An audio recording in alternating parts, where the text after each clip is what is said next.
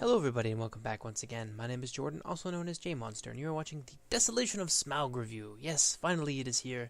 I apologize for the very long wait, but I haven't had the opportunity to get it out when I wanted to have it out. So that's unfortunate, but it's finally here, so rejoice, be happy with me, this is great. And before I get started, I want to put down a couple, ground rules for this review. I'm going to try and look at this as a movie, and basically just as a movie and not as a movie based on a book, as much as I can.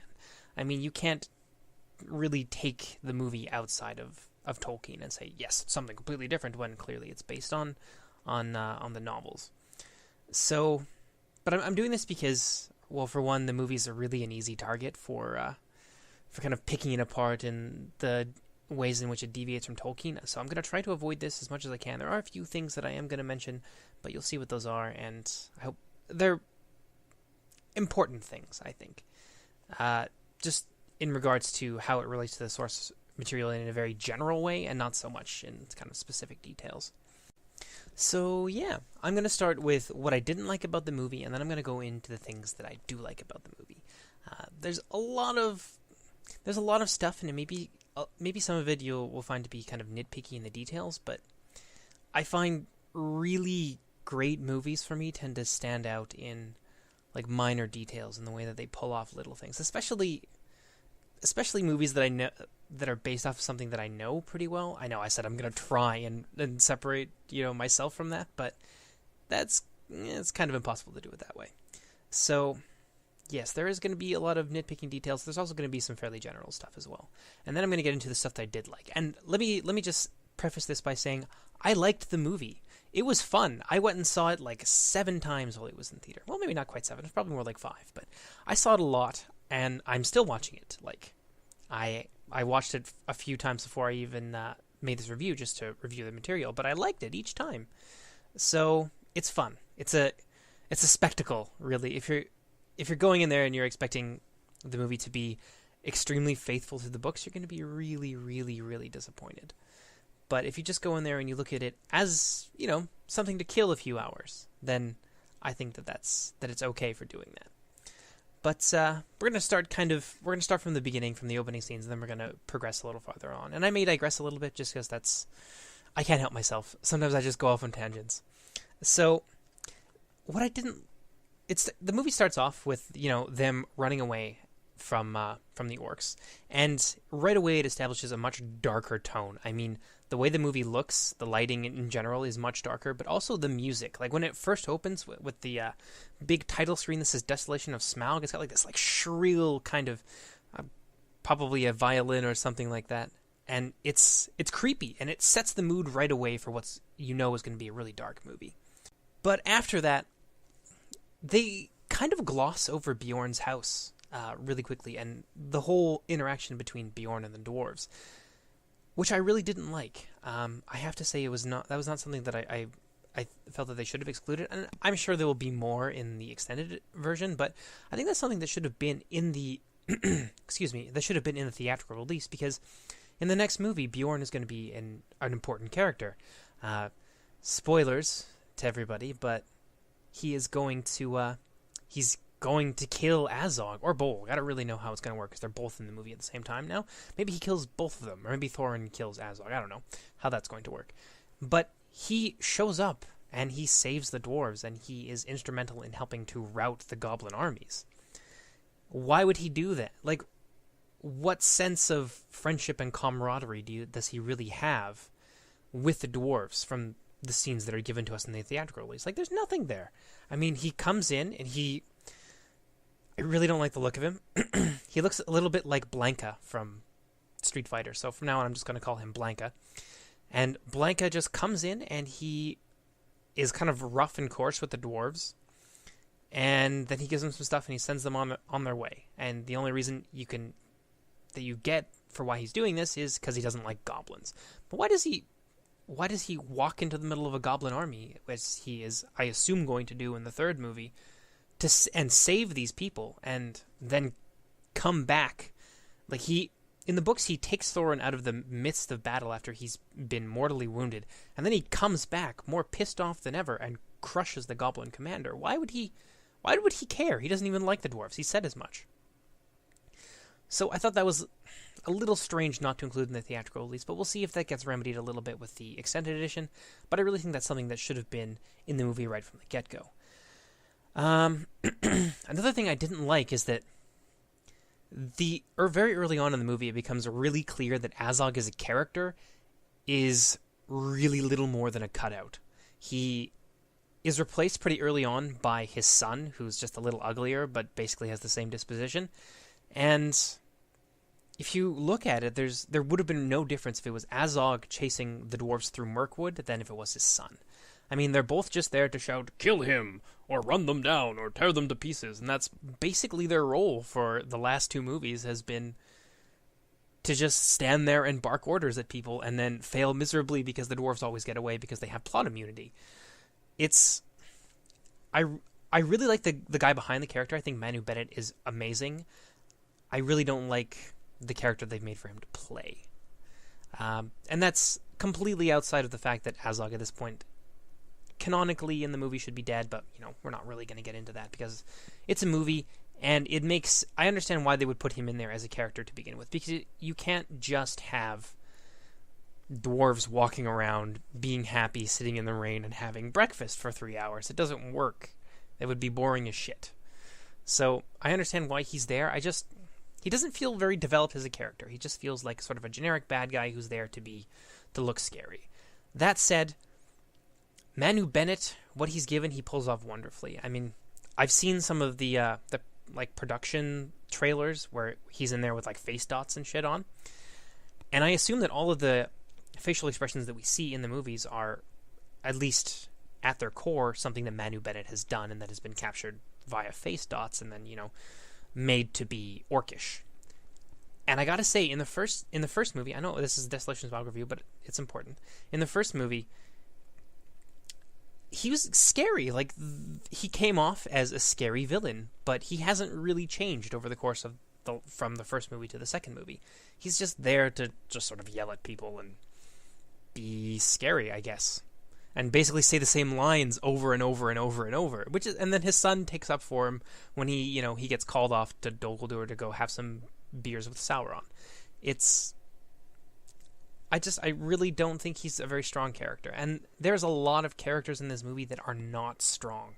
I can't even remember most of the dwarves' names, even when I have faces to connect them to, just because, for the most part, they don't do anything. They're just there to run around in CGI scenes and look scared. Obviously, there are some that stands out because you see them talk more often than not.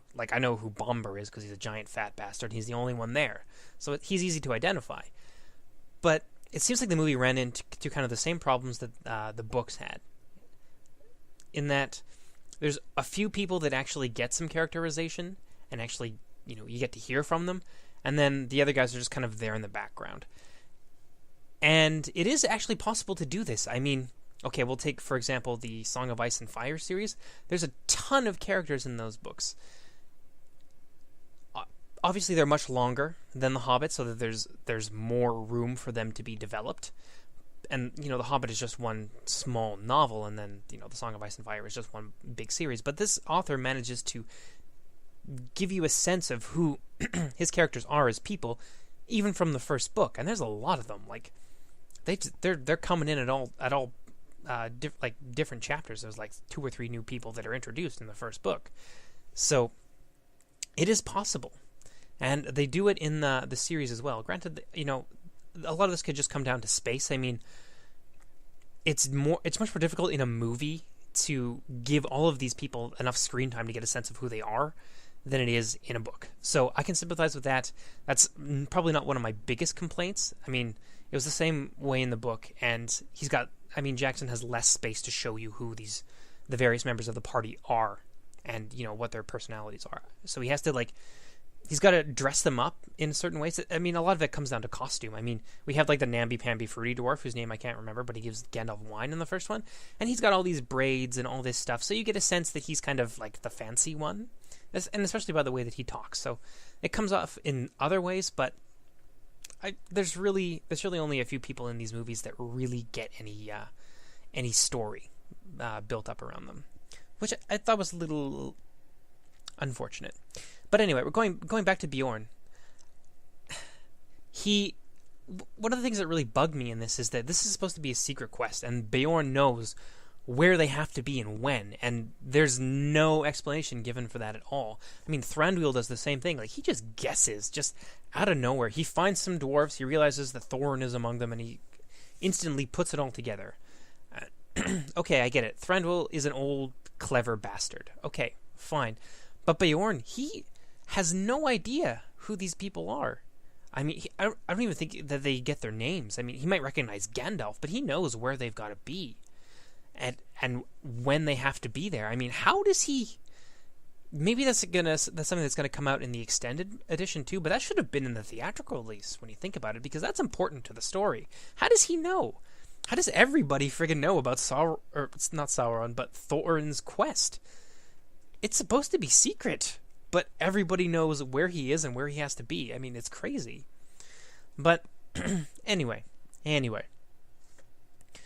So they move through a breakneck speed and from Bjorn's house to Mirkwood, and then you run into the elven path there, and then you have a little cutscene between Gandalf and Galadriel, and Galadriel already seems to suspect pretty strongly that Sauron has come back to Dol Guldur.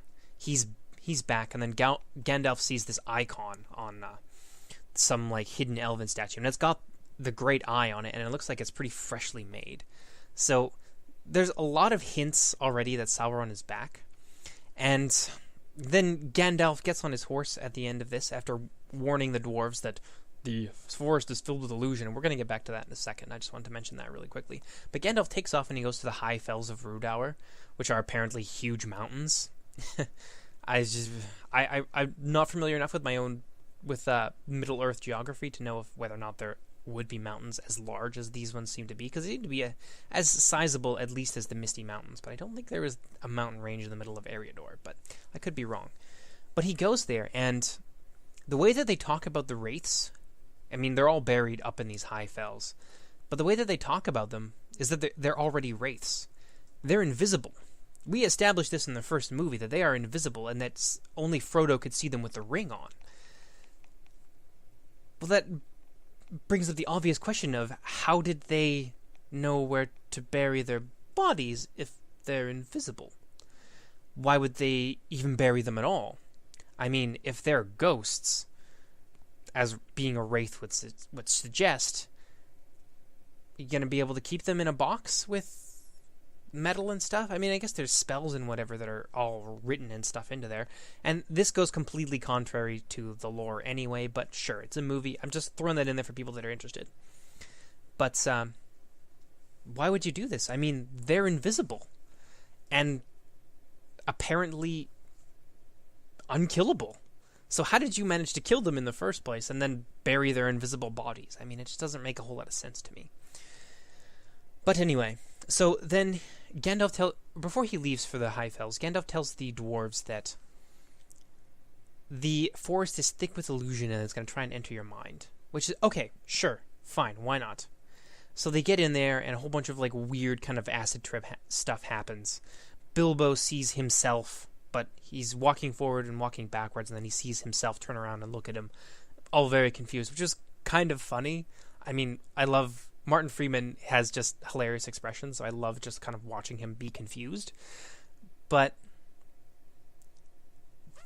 after they're captured by the spiders, which is weird in itself because the dwarves seem to kick the shit out of the spiders when they're fleeing after being hung upside down and poisoned. So, but it begs the question of how they got captured in the first place. But anyway, after they escape from the spiders, that illusion kind of goes away. I mean, they don't get confused trying to run away from the spiders. It just stops happening. And it doesn't seem to affect the elves or the orcs while they're all wandering around in Mirkwood. And then after that, it doesn't affect the dwarves ever again. I mean, they're running around in the thick of Mirkwood, and they're not suffering from this illusion thing. So it's a problem that I find with the movie in general, is that it's very inconsistent. And I know I said I wasn't going to compare it to the books, but there's something wrong, I think, when you take source material that is very consistent with kind of how it respects its own rules, and then you just kind of throw in all of this like random crap that you just think would be fun, and then you don't stick with it. I mean, if you're gonna make a story, and this is very, very general, which is why I don't mind putting it into the review in the first place. But if you're gonna make a story, you need to establish a set of rules, and you need to follow those rules. And if you have exceptions, you need to explain why they're exceptions and why they make sense as exceptions. You can't just throw stuff in there, say it's a certain way, and then just like forget about it later. I mean, that's just bad writing. So anyway, so they get captured by the elves. And I understand why this part, it goes quite quickly. I mean, for the first half of the movie, everything goes at a breakneck speed, but I understand you just can't have them sitting there in jail doing nothing for weeks. Especially when they have to be at a certain place at a certain time, and, it's kind of getting down to the wire. There's a sense of urgency in the movie, especially in the first half. I mean, they've got to, from the first movie, and it's established in the second as well, that they have to be at the Lonely Mountain at a certain time, or they'll never get into the place.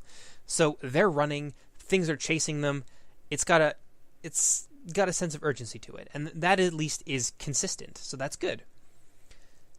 So they escape from the elves and whatever, and as I said earlier, Thranduil somehow knows exactly what the dwarves are all about, which, if he can figure that out, why doesn't Sauron figure it out? I mean, why doesn't he, or maybe he knows what's going on or something like that, but I don't know. It's not really established kind of what his motivations are for attack, like why he wants to suddenly attack the rest of the world, like Dale and all that other stuff, and kind of play his hand and reveal himself when he's already not ready to do that. I mean, at this point, he's only got Dol Guldur as a stronghold. I mean, he hasn't gone back to Mordor. That happens later, and then he rebuilds his tower and he starts to kind of gather all power to him. But at this point, he's not ready to do that.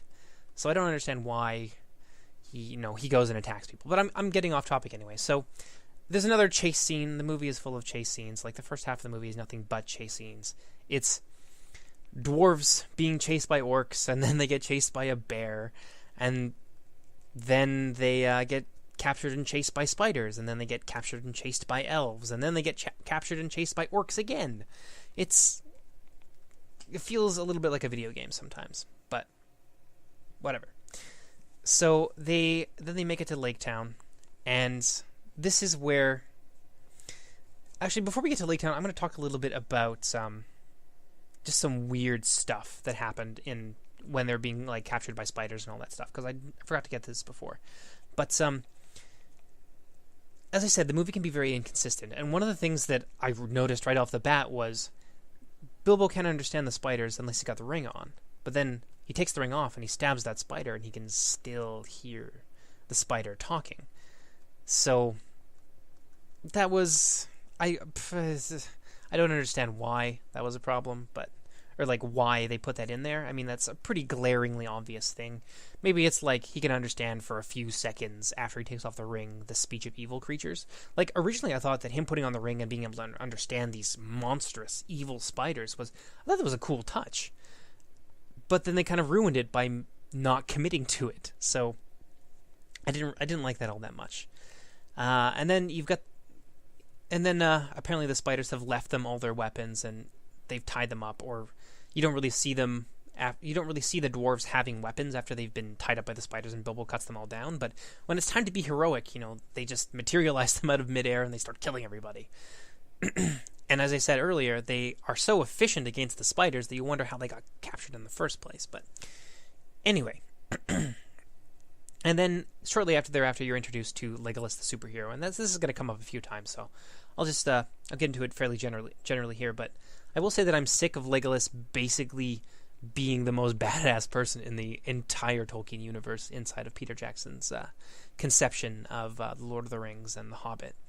He's just so great at everything, and there's no explanation as to why. I mean, other than the fact that he's an important character, so he has to kick a lot of ass all the time and do like insane like feats of acrobatics. And the dwarves do things that are fairly similar as well. I mean, at one point during the chase, Bomber becomes like a super barrel ninja and like is dual wielding weapons and like spinning around in a huge circle, and he's like extremely aerodynamic for a morbidly obese little midget. It's kind of weird. Like, it's almost like really gross hero worship on the part of whoever designed these scenes, and it really doesn't work for me. I mean, they're not superheroes. None of the dwarves are superheroes, so you wouldn't know it from watching the movie. I mean, it's said in the very first movie when they all meet at Bilbo's house that these are just ordinary people. Yet they are, especially in combat, they are much more efficient than professional soldiers in Thranduil's army. I mean, if they're everyone who is not a main character in this movie is basically wearing a red shirt. They're there to die and to make, other people look good in doing so. It's weird, but superhero Legolas is going to come up a few times in this, so we'll come back to him in a little while. So as I was saying, they make it to Lake Town, and then you run into Stephen Fry. Now let me say, I love Stephen Fry. Oh my god, I've loved him in everything that I've ever seen him in. I mean, he was in V for Vendetta, which was a fantastic movie, and he had a great character role to play there. He's in a bit of Fry and Laurie. He's been in Jeeves and Wooster. I love him as an actor. He's fantastic, and the guy is hysterical. But he's given this character that is just cartoonishly evil. I don't like. That's the best way that I can describe it. Is that he is cartoonishly evil. I mean, he's got all these people that are. He has his power because he can control these people and can keep them in line, and presumably can extort them for money and that sort of thing. But he's like scoffing at them for wanting food and jobs and shelter, and it's like, you are not believable as a character. Like, nobody is that stupidly evil. And that's what it is. It's stupid evil. You can put that into like the spectrum of like fantasy kind of alignments. There's like chaotic evil, and there's like batshit pants on head retarded evil at the like far right end of that spectrum. And yeah, him and his little like crony guy, who's basically Grima Wormtongue in a lot of ways, they're just silly. That's all there is to it. They're just silly, and I don't really think they have much of a place in the movie. But anyway. So the police state thing is a little strange. Just keeping on top of that, I mean, I don't see why he has to be an evil bastard. Why can't he just be an unscrupulous businessman? Why does he have to want to starve everybody to death, essentially? So that is a little weird to me. And I forgot to mention this earlier while we were talking about the elves.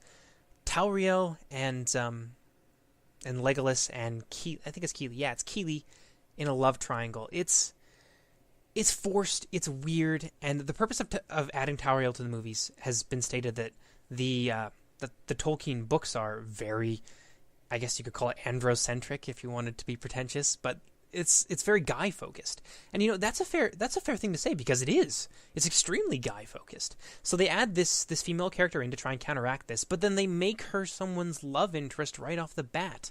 Why can't they just be friends? Why does she have to just instantly fall in love with like the first fairly handsome dwarf that she meets? I don't understand how you can say that we want to have more women in this movie and we want to make a powerful, independent female character, which is what they set Tauriel up to be. I mean, she can hold her own in battle, like, with alongside all of her other like male counterparts. But then she's basically resigned to the role of being somebody's love interest, and these two guys are just gonna fight over her.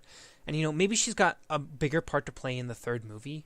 But I'm just going with what I've seen in the second one so far, and it just seems kind of the opposite of their stated intention to make it less guy-centric by adding someone who's gorgeous, and Evangeline Lilly is gorgeous. There's no doubt about this.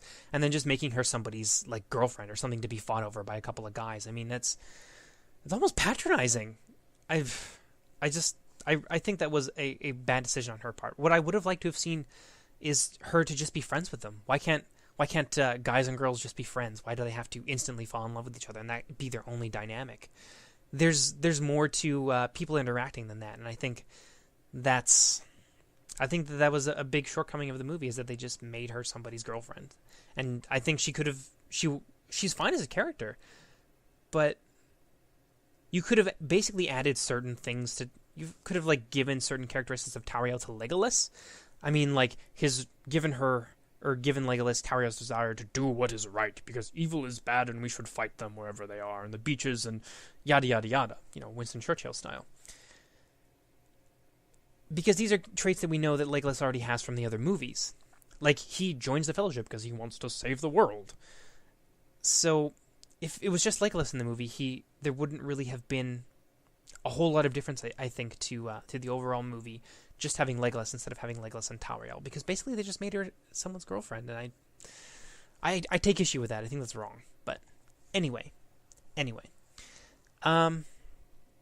So yeah, as I said earlier, a lot of the movie just feels like a big chase. Or actually, no, we won't talk about that. We're going to talk a little bit more about the police state of Lake Town. I mean, it's a police state, and it's established early in their interactions with the people from Lake Town that there's spies everywhere, spies on every dock, and yet Bolg manages to lead a party of orcs into there and wreak havoc and attack people, and nobody notices. Maybe that's something that's going to come. Maybe there's going to be some issues with them fighting men, guards from Lake Town in the extended edition, but in the theatrical release there is nothing like that. They just run around and do whatever the hell they want, and nobody seems to care except for the dwarves who are being terrorized. So it's super weird.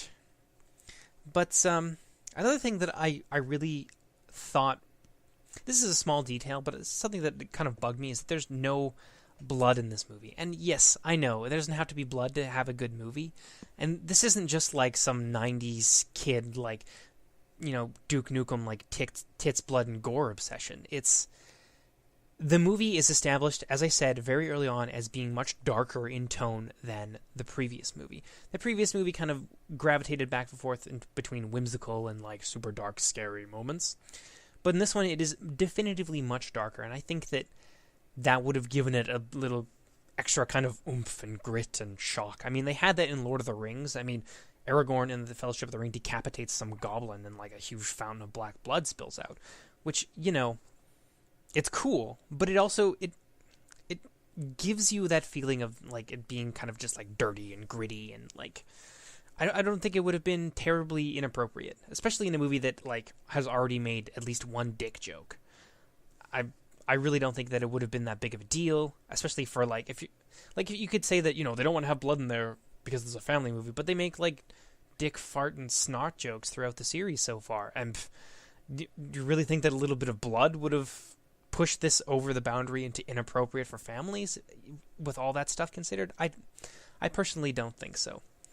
So from Lake Town, they get into to the Lonely Mountain, and this is one of the parts of the movie that really, really shines. I'm going to start talking a little bit more about things that I like. I'm just going to kind of ramble from this point on, because I've said basically everything I need to say chronologically about what I didn't like about the movie.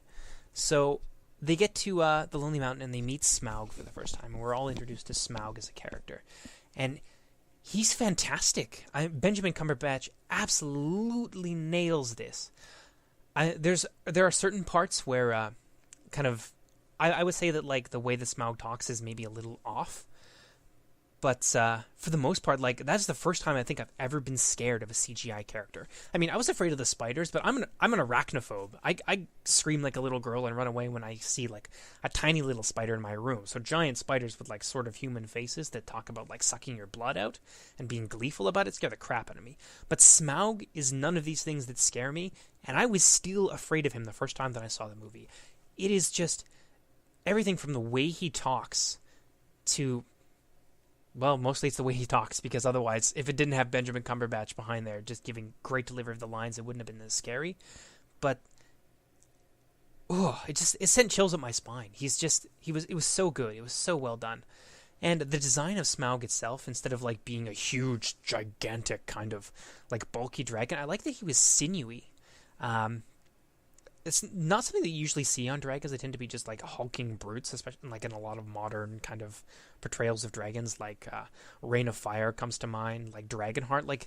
They're bulky, but he's this sinewy kind of almost serpent-like little thing with this big belly, and then it, starts to burn a brazen orange whenever he's about to spit fire at you. It's just, the whole thing was just so well done, and I was just so impressed with Smaug.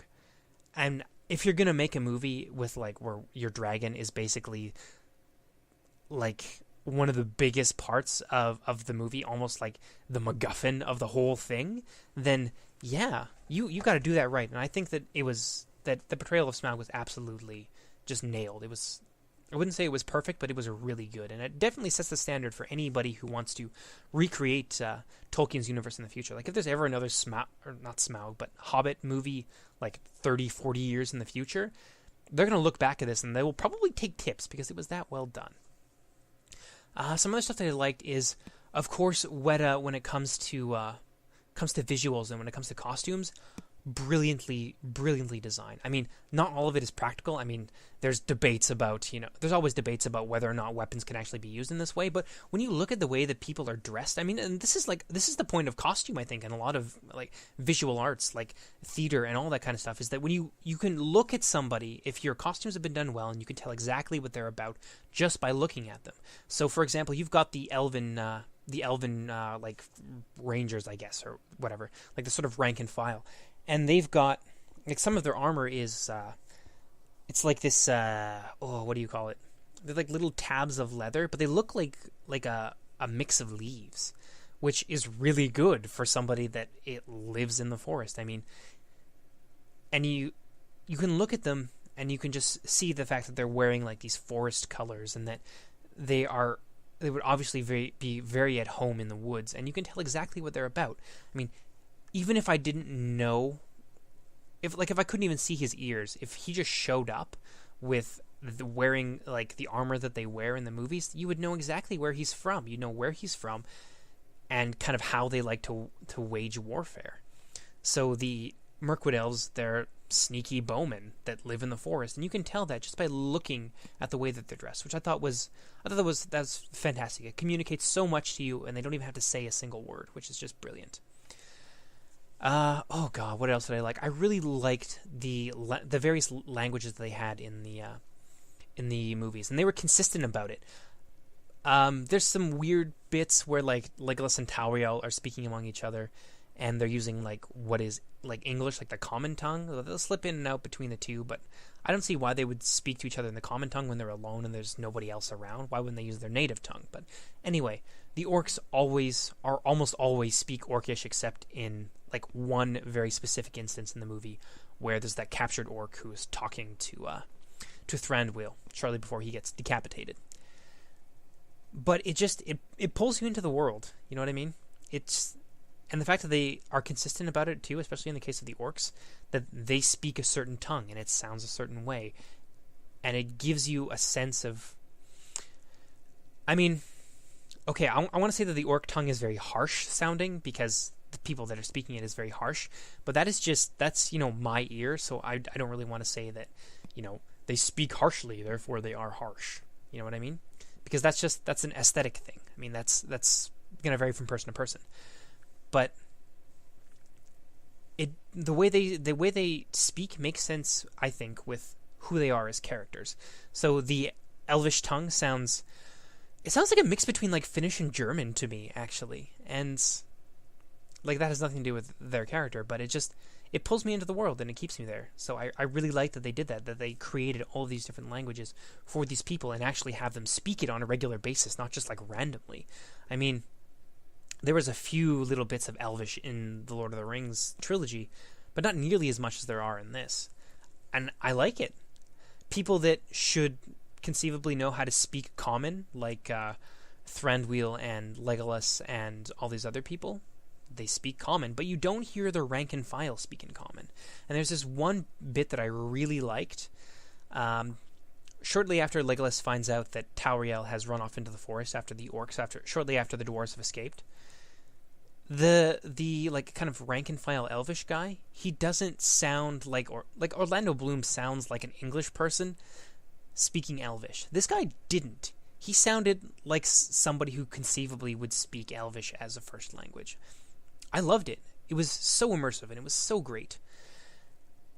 So yeah, I loved it. And talk a little bit about Thranduil. We'll give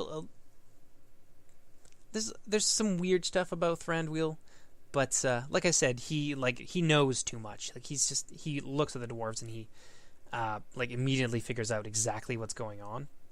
Whereas in the other people would probably have to think a little bit about this. But Lee Pace pulls it off so well. I mean, you get the sense that Thranduil is not necessarily a nice guy. I don't think that he's evil.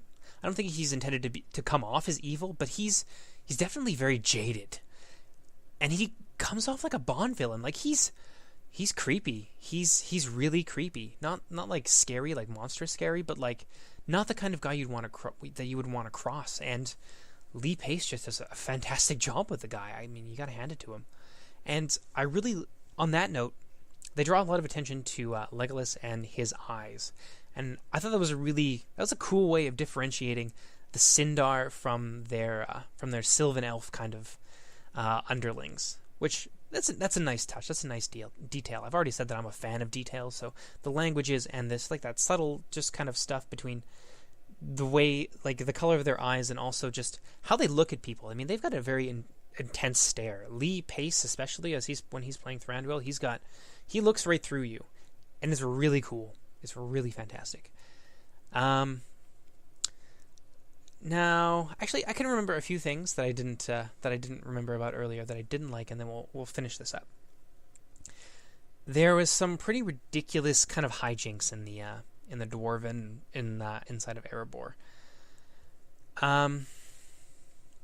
The big golden statue that did nothing for me. That was the most absurd thing I've ever seen. That was just they just happened to have this giant mold here, and then they just poured all of this gold in it. And Thorin knew that it was there, despite years having gone by, and his not having come in through the front gate, which is basically where it was. This is all happening at the front gate, and he just knows that there's this big thing there, and he knows that there's gold inside of the furnaces, yada yada yada, and then he just pours it into this big mold that just miraculously manages to stay solid just long enough to capture Smaug's attention, and then goes kaboom and just explodes all over him in like a big golden money shot. And somehow Bilbo, who is on the ground, doesn't get burned to death by all this molten gold. So it was just weird. As I said, there was a lot of inconsistencies. I think I've gone over pretty much all of them, and just some weird stuff that kind of didn't make sense. But all in all, it was a good movie. As I said, I really liked it. I enjoyed watching it every time, and I kept going back and spending more money. And it's the theater where I live is not cheap. It's probably cost me $20 a ticket. So do the math. It's $100 in tickets alone. And I also took some other people with me, so it was good. I liked it. It's a good way to kill a few hours, essentially. It's a spectacle, and that's all it's intended to be. So yeah, that's it. If you guys have any other questions or thoughts, or if you want to know what my thoughts are on specific things, then by all means feel free to ask me. I mean, I don't mind talking about it at all. So yeah, that's it for me, and I hope you guys enjoyed. I know this took quite a long time to get out, but I hope it was worth the wait. So yeah, take care everybody. Bye-bye.